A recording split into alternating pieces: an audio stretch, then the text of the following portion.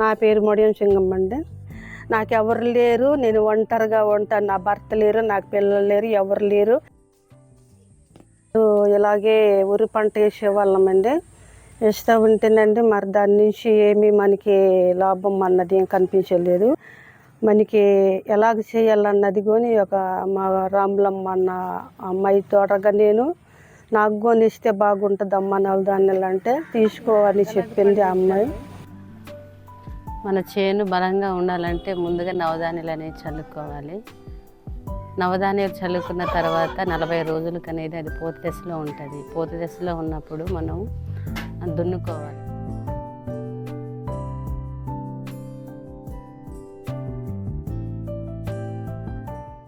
నాలుగు రోజులు అయ్యాక పైరు వచ్చింది. దాన్ని బట్టి పైరు వచ్చాక దున్నిచ్చాము.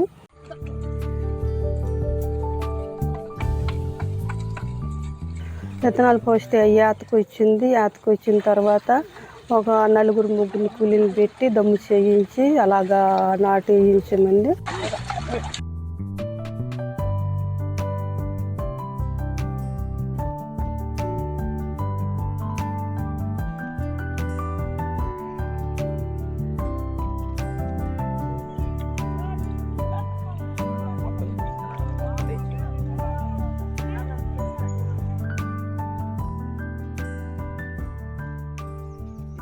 మరి జీవామూత్రం మందు ఇచ్చేవాళ్ళు, మాకు చేను దగ్గరికి తెచ్చి ఇచ్చేవాళ్ళు. వాళ్ళు వెంకటేశ్వరరావు సారు చెనువు గారు తెచ్చి ఇచ్చేవాళ్ళు.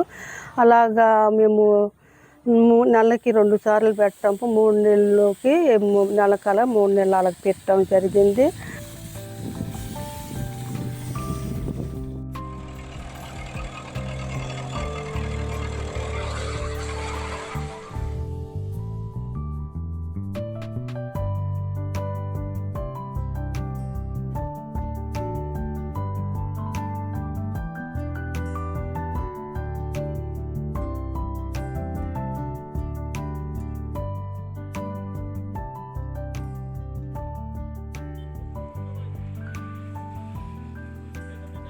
మళ్ళీ చెనువు గారు అన్నారు మరి ఇలాగా కోతకు వచ్చేటప్పుడు మరి చెప్పమ్మంటే చెప్తే వచ్చారు. కర్రలు 4 ఏపులు కర్రలు కట్టేసి రుబ్బిని కట్టించేసి అక్కడ మధ్యలో ఉన్న దానిని కోసి ఎంత ధాన్యం వచ్చుద్ది అన్నట్టు చెప్పారు.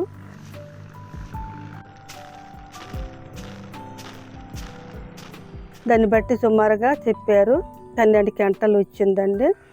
దీనివల్ల చాలా ఉపకారం ఉందండి. నొప్పులు తగ్గుద్ది, బలం ఉంటుంది. దీంట్లో బలం బాగుందండి. దిగుబడి కానీ అది దిగుబడి వచ్చేది కానండి దాంట్లో రేట్ లేదు కదా. ఒక 800 700 అది కండే రేటు కావాలంటే మరి 700 600 ఉండేది.